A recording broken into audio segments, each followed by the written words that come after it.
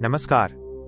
आप सभी का हृदय से स्वागत है हमारे चैनल सनातन धर्म 108 में। आज हमारी इस विशेष 21 दिवसीय ज्ञान यात्रा का तीसरा दिन है।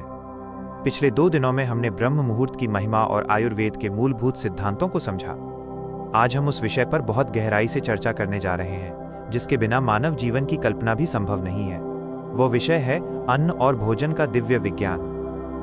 मित्रों, हमारे महान ऋषियों और मुनियों ने हजारों साल पहले एक बहुत ही गहरा सूत्र दिया था, जैसा अन्न वैसा मन। लेकिन आज की इस आधुनिक और भागदौड़ भरी जिंदगी में हमने भोजन को केवल एक ईंधन समझ लिया है। हम बस अपना पेट भरना जानते हैं, लेकिन भोजन करने की कला को भूल चुके हैं। और यही मुख्य कारण है कि आज घर घर में ब्लड प्रेशर, शुगर, मोटापा और मानसिक तनाव जैसी बीमारियां बढ़ती जा रही हैं। अगले 30 मिनट में मैं आपको भोजन करने के उन दिव्य नियमों के बारे में विस्तार से बताऊंगा जिन्हें अपनाकर आप बिना किसी औषधि के 100 वर्षों तक पूर्णतः स्वस्थ और ऊर्जावान रह सकते हैं। अध्याय 1, भोजन का मनोविज्ञान और आपकी मानसिक स्थिति। भोजन केवल आपके शरीर का पोषण नहीं करता, यह आपके विचारों और आपके स्वभाव को भी निर्मित करता है। सनातन परंपरा में अन्न को ब्रह्म की संज्ञा दी गई है। इसका अर्थ है कि भोजन स्वयं परमात्मा का एक रूप है। विज्ञान भी अब ये सिद्ध कर चुका है कि भोजन करते समय हमारी मानसिक स्थिति कैसी है, इसका सीधा प्रभाव हमारे पाचन तंत्र और शरीर के रसायनों पर पड़ता है। यदि आप क्रोध में हैं, चिंता में हैं या मोबाइल पर कोई उत्तेजक समाचार देखते हुए भोजन कर रहे हैं, तो आपके शरीर में कोर्टिसोल नामक तनाव हार्मोन का स्राव होता है। यह हार्मोन आपकी जठराग्नि को मंद कर देता है, जिससे भोजन पचने के बजाय पेट में सड़ने लगता है। इसीलिए सनातन धर्म का नियम है कि भोजन करने से पहले कम से कम 2 मिनट का मौन रखें। अपने आराध्य देव और मां अन्नपूर्णा का ध्यान करें। जब आप शांत और प्रसन्न मन से भोजन ग्रहण करते हैं तो आपकी लार में ऐसे दिव्य एंजाइम्स बनते हैं जो भोजन को बहुत आसानी से पचा देते हैं और उसे अमृत बना देते हैं। याद रखिए, भोजन केवल कैलोरी का ढेर नहीं है, यह जीवित ऊर्जा है। इसे प्रेम और आदर के साथ स्वीकार करें। अध्याय 2, दिशा और बैठने का वैज्ञानिक आधार। क्या आपने कभी सोचा है कि हमारे पूर्वज जमीन पर बैठकर भोजन क्यों करते थे? आजकल डाइनिंग टेबल का फैशन है, लेकिन स्वास्थ्य के दृष्टिकोण से यह हानिकारक है। जब आप जमीन पर सुखासन यानी पालथी मारकर बैठते हैं तो आपके मस्तिष्क को संकेत मिलता है कि अब शरीर भोजन ग्रहण करने के लिए तैयार है। इस स्थिति में बैठने से आपके शरीर का रक्त प्रवाह आपके पेट के हिस्से में केंद्रित हो जाता है, जिससे पाचन क्रिया अत्यंत तीव्र हो जाती है। इसके साथ ही दिशा का भी बहुत महत्व है। शास्त्रों के अनुसार पूर्व दिशा की ओर मुख करके भोजन करना सबसे उत्तम है, क्योंकि ये आयु को बढ़ाता है। उत्तर दिशा की ओर मुख करके भोजन करने से ज्ञान और आरोग्य की प्राप्ति होती है। लेकिन याद रखें, कभी भी दक्षिण दिशा की ओर मुख करके भोजन न करें, क्योंकि ये दिशा पितरों की मानी गई है और जीवित मनुष्यों के लिए शुभ नहीं मानी जाती। पश्चिम दिशा की ओर मुख करके भोजन करने से मानसिक चिंताएं बढ़ती हैं, इसलिए दिशा का चुनाव सोच समझकर करें। अध्याय 3, जल और जठराग्नि का संतुलन। आयुर्वेद का एक अत्यंत महत्वपूर्ण सूत्र है, भोजनांते विषम वारी। इसका अर्थ है कि भोजन के अंत में तुरंत पानी पीना विष पीने के समान है।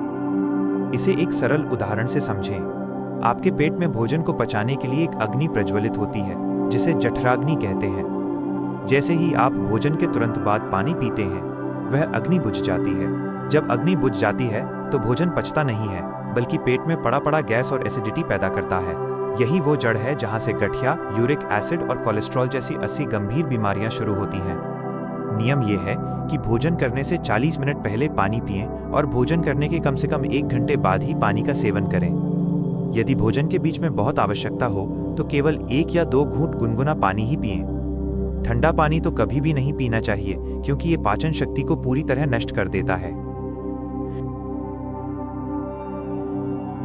अध्याय 4:32 बार चबाने का गहरा रहस्य।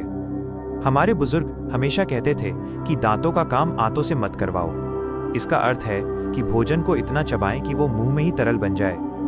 जब आप भोजन को 32 बार चबाते हैं तो आपकी लार भोजन में अच्छी तरह मिल जाती है। लार एक प्रकार का अल्कलाइन द्रव्य है जो भोजन के अम्लीय प्रभाव को खत्म करता है और पाचन को बहुत आसान बना देता है।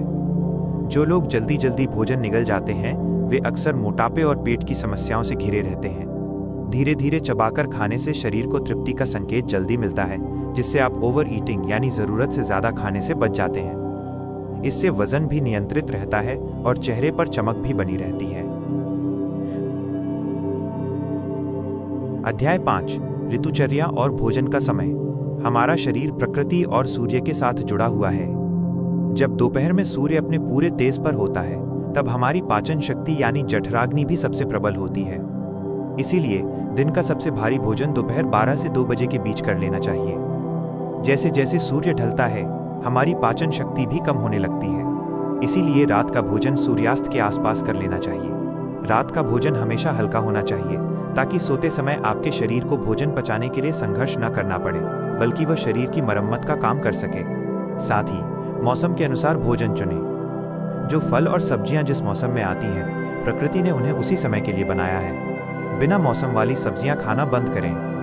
प्रकृति के विरुद्ध जाना ही बीमारी का सबसे बड़ा कारण है। निष्कर्ष और आज का संकल्प। मित्रों, ये नियम सुनने में बहुत सरल लग सकते हैं, लेकिन यदि आप केवल 21 दिनों तक इनका ईमानदारी से पालन करते हैं, तो आप स्वयं को एक नए और ऊर्जावान शरीर में पाएंगे। आपका आलस्य दूर हो जाएगा और आपकी बुद्धि प्रखर होगी। हमारे चैनल सनातन धर्म 108 का एकमात्र उद्देश्य है कि हम अपनी उस प्राचीन जीवन शैली को फिर से जीवित करें, जो हमें शारीरिक, मानसिक और आध्यात्मिक रूप से सशक्त बनाती है।